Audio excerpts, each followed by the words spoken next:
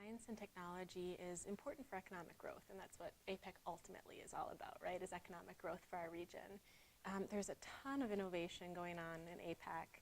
You can even see that through, APEC stats broadly. 60% of GDP in the world comes from APEC economies.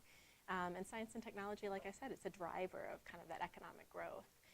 Within the Policy Partnership for Science, Tech, and Innovation, PPSTI, as you noted, we are this year particularly focusing on digital technologies. It fits with, as you noted, Papua New Guinea's host year themes.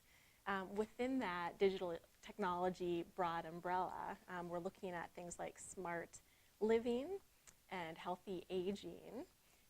We're looking at women's entrepreneurship, and we're looking at data for economic resilience.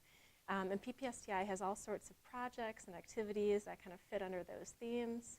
I think what we're hoping to do is at the end of the year have a policy statement. Since we're scientists, but we're also business, we're also government. So how can all of us come together and talk and come up with some best practices and some policy recommendations in those areas?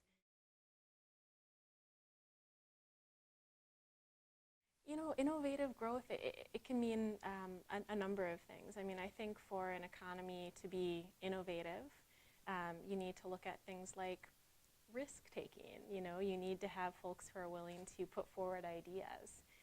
For that, you need a system that is it's based on meritocracy. It's based on merit-based science.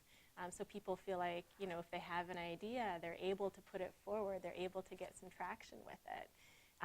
Things like STEM education, science, technology, engineering, and math education.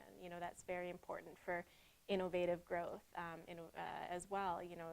How can you make sure that the public and children understand science and technology and innovation? Also just making sure that all of the population is involved in science and technology and innovation.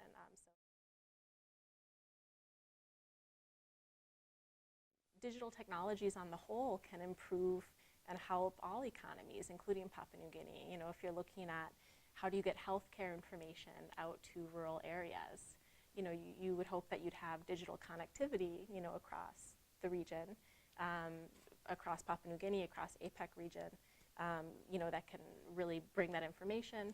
Or if you're looking at, collecting data on the population and their health needs, that can really help with diagnosing, different medical issues or different health problems across the APEC region. So, ultimately, I think that the digital theme is a great one, and I hope that PPSTI can really benefit Papua New Guinea as well as all the APEC economies.